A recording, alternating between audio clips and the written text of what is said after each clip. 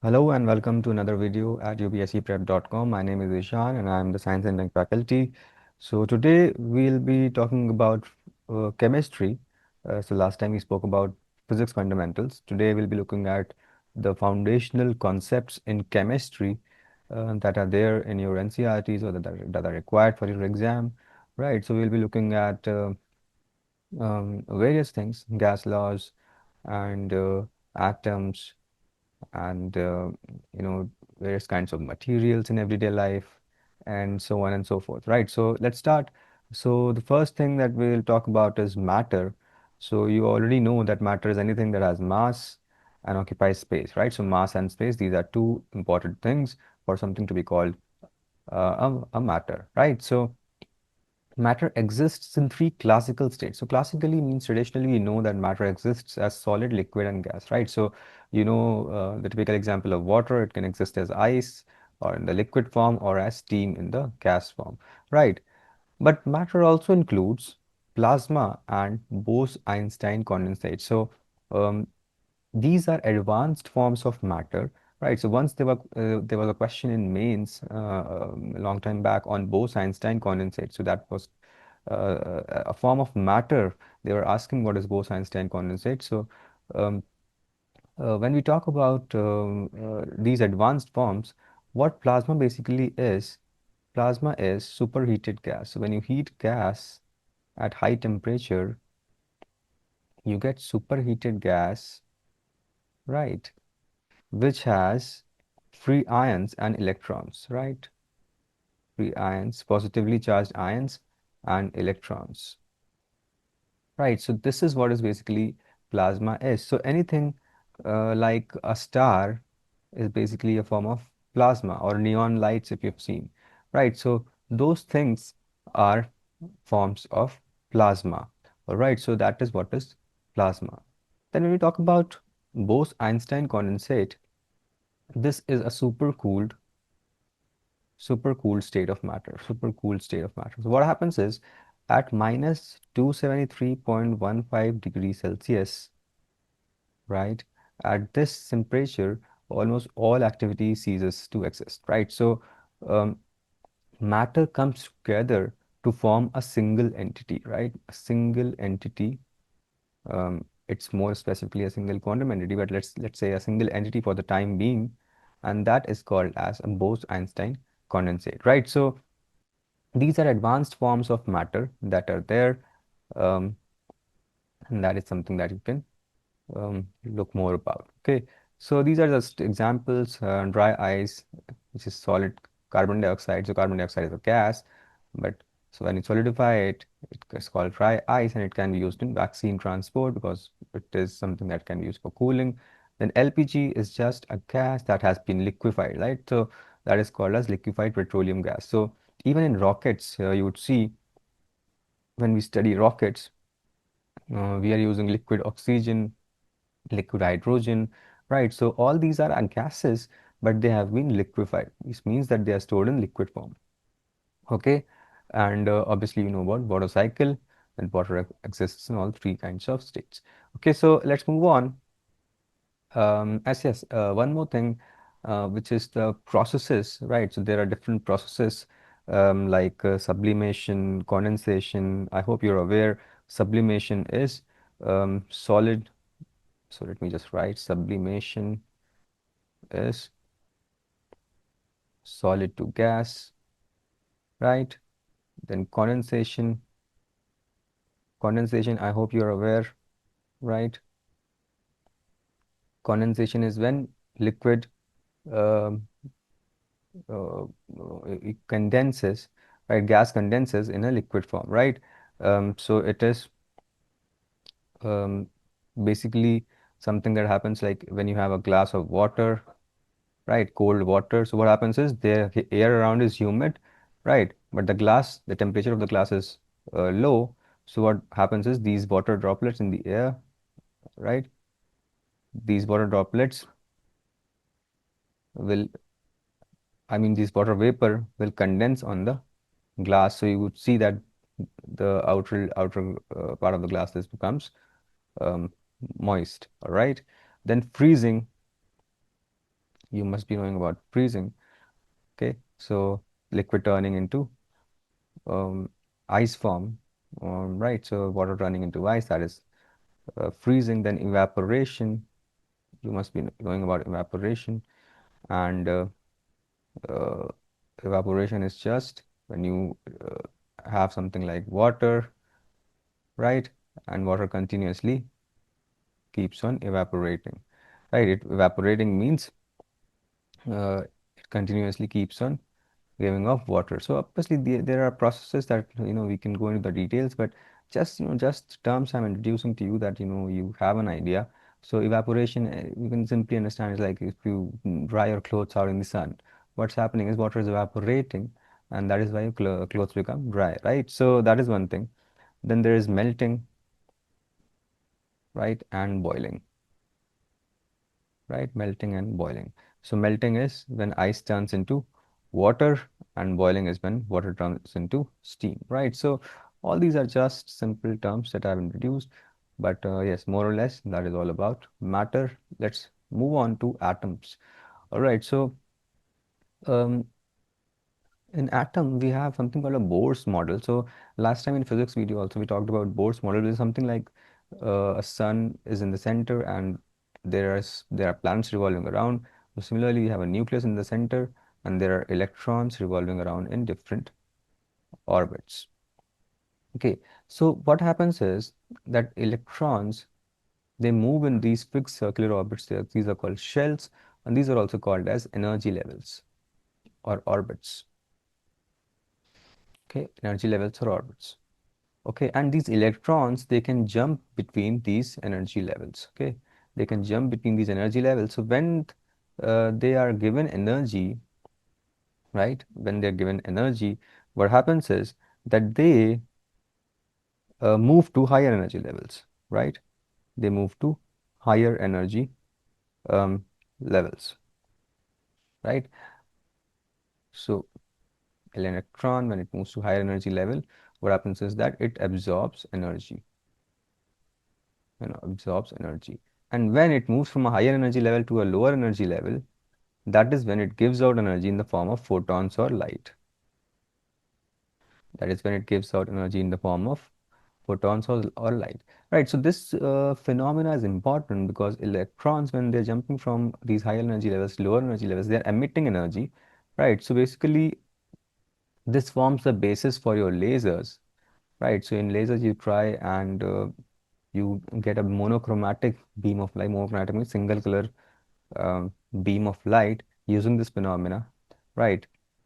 Similarly, X-rays are also formed using this phenomena, right? So all these are applications of this concept, right? So uh, what we understand is that even in the atomic spectra, right? Spectra. So every element, every atom has a particular spectra. Spectra means they give out light in a particular manner.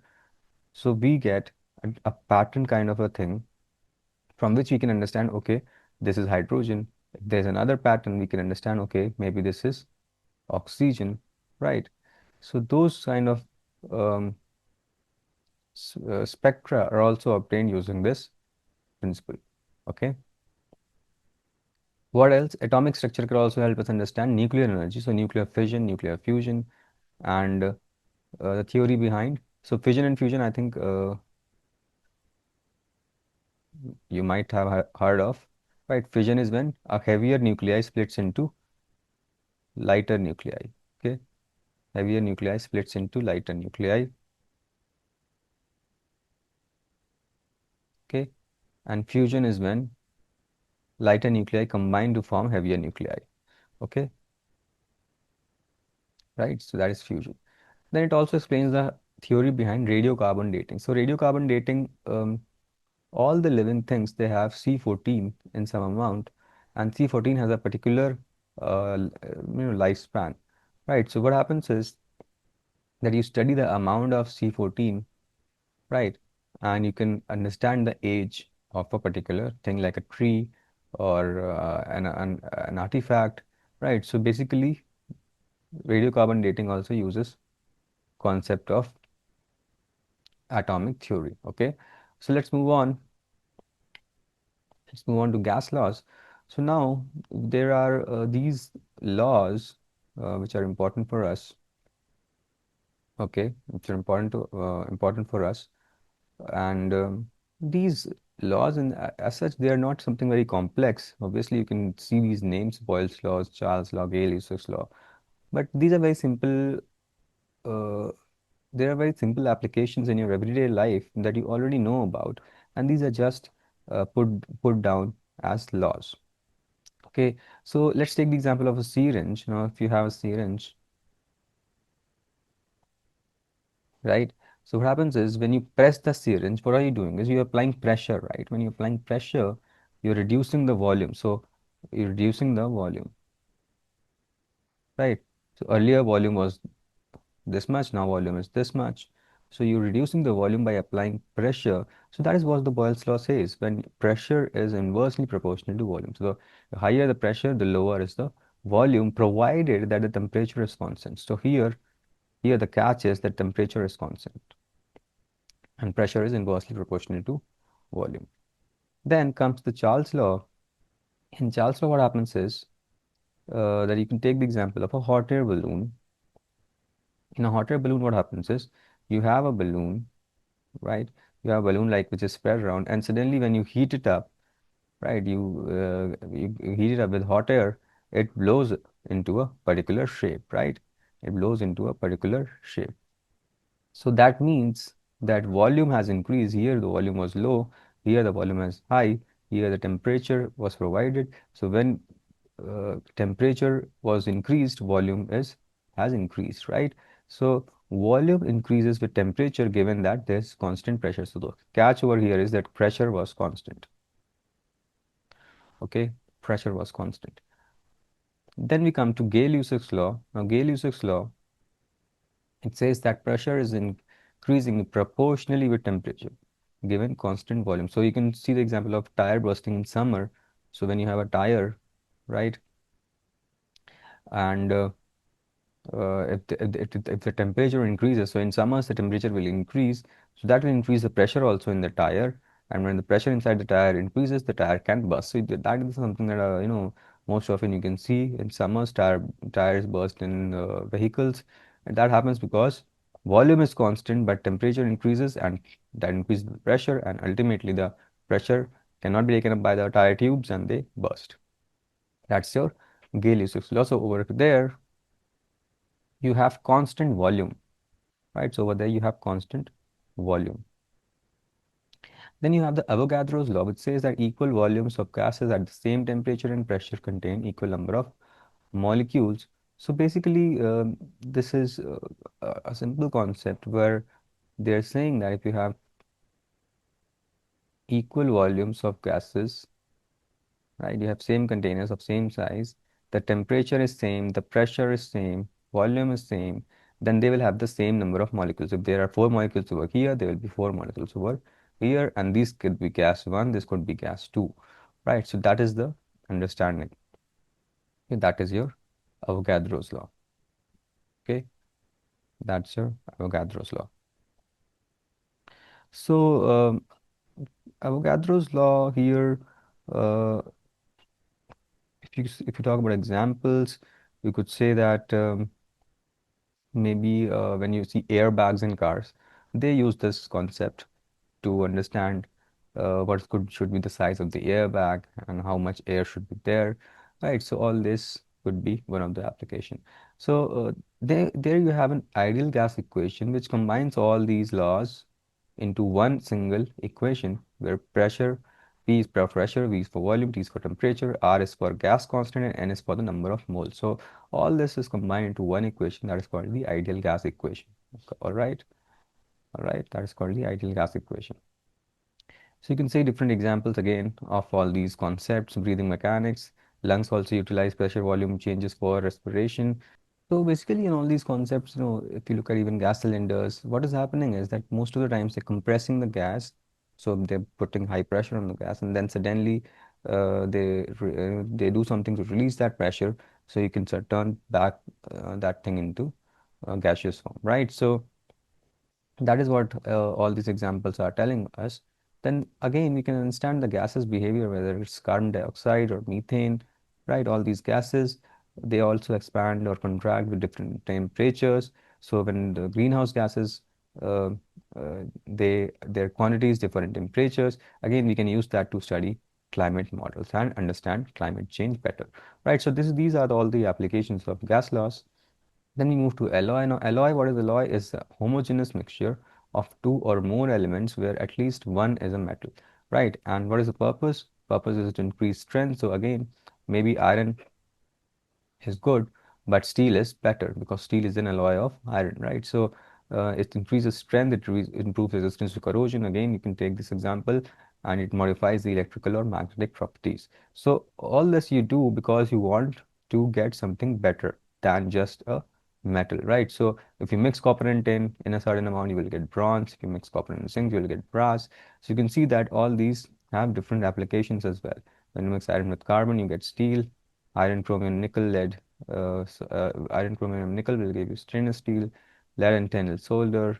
Rare element is aluminum, copper, magnesium. So all these are different alloys. I know these are the names of alloys, and these are the constituent parts of those alloys, and these are the various applications. So you can see that, alone, if you try and make a statue of copper or tin, it might not be that good. But if you make a bronze statue that looks good, that is having certain properties which are better than just copper or tin. Similarly, you can take the example of stainless steel. So again, stainless steel is better than just iron or chromium because iron is subject to rusting. Stainless steel won't rust. Okay, so all these are different applications of alloys. Then we come to polymers. Now, polymer is something that is made up of monomers. So when you combine a lot of monomers, what you get is polymers, right? So there are examples of this in natural and artificial forms. Right, so in natural forms, when you look at it, you can see cellulose, you can see proteins, starch, DNA, RNA. So what they are made up of is they're made up of monomers, right? So if you talk about proteins, like for example, if you talk about proteins, they're made up of a chain of amino acids. Okay, so they are made up of amino acids. Amino acid becomes the polymer, the monomer, and protein becomes the polymer. All right. Right. So similarly, when you look at starch, starch will be made up of carbohydrates. Right. Similarly, DNA, RNA will be made up of nucleotides. Right. Then you have polyethylene, nylon, Teflon, bakelite, right? So all these again, they are made through different types of monomers. More important for us is the concerns or the uses behind these things, right? So nylon, for example, is used for textiles. It's used for ropes. So nylon, obviously, for textiles, you must be aware. It's used for ropes also. Teflon is used for non-stick cookware, right? Non-stick. Bakelite is used for electrical insulators, right? Electrical insulators. And polyethylene is used for plastic bags, right? So all these are different applications. Now, what I'm trying to say is now, I'm just trying to introduce these concepts, but does not mean that these are your syllabus. When something comes up in the news item, right? You know, uh, you can try and understand that maybe it's a synthetic polymer. Right, and it has a certain use. It could have a certain concern also, because most of the times what happens is these synthetic polymers, they are non-biodegradable, so they contribute to plastic waste, they contribute to ocean pollution, they contribute to microplastics. So in that sense, they become important, right? Do you understand? So as something like a concept of a science uh, about what is the chemical structure and what are they made up of, that is one thing. Chemical structure is not at all important. Maybe what is the monomer, that that is somewhat relevant, but the most important thing about them is what are they used for, and what are the concerns that they are causing. All right, so that is the main thing. Okay, so that's about polymers. Then you have various chemical products like medicines, cleaning agents, food additives, cosmetics, and personal care. Again, just like polymers, what you need to know is what is the function. So medicines, obviously, you know the function. Cleaning agents, you know the function. Food additives, everything you know the function. And there are certain examples of all these things. And certain chemicals that are used for all these things. So what I'm trying to give you is in this figure is some idea about what all things, if they come up in news, you should be having a look at, right? So it's not like you should go and memorize this table, okay? Um, you had sodium benzoate or aspartame. There are food additives. Of course, you should have an idea, but just that when they come up in news, you should be aware about all these things, right? So, for example, for cosmetics, there's sunscreen. Now, sunscreen uses sometimes they use a zinc oxide, right? Zinc oxide nanoparticles. So that also becomes important, right? So in that sense, you should be studying all these different concepts. Okay, so uh, let me just go through it once. Medicines and drugs, they treat illnesses. So examples could be analgesics. Analgesics means pain relievers, right? Pain relievers are something like aspirin. And antibiotics, antibiotics are something that can kill bacteria, right? So there are plenty of examples we use antibiotics for TB, we use antibiotics for other diseases, right? Then cleaning agents, clean surfaces like soaps and detergents, and they are just sodium and potassium salts of fatty acids. Sodium and potassium salts of fatty acids. Okay. And then detergents, all these detergents are based on sulfonates, right? And they only work in hard water. Then food additives, there's sodium benzoate, aspartame is a sweetener, right? Um, Sodium benzoate is a preservative, right? So all these are examples of food additives. Then cosmetics, examples are mild abrasives, which are used in toothpaste, and surfactants, which are used in shampoos, right? And sunscreen, I've already given you one example, right? So all these are different common chemical products that we use, okay? Then we come to foundations of life. So these are all the um things that form the foundation of our life. So carbohydrates, they provide energy, right? Like sugars and starches, and proteins, they are essential for our structure and function, right? So they are bodybuilders. And lipids, again, they are energy reserves, but they are in the form of fats and oils, right? And then you have nucleic acids, which is the genetic material. So you can see that these one is structure, function. Let me highlight, right? All these things, we already get the idea. Nucleic acids for genetic material, and vitamins and enzymes are for life processes, vital life processes. Right. So all these things, they are essential for an organism's growth and well-being. Right. So everything, all of these things should be present in a certain amount in order to get a balanced and healthy lifestyle. Okay. So that's about the foundations of life. If you have any questions, you can always contact me.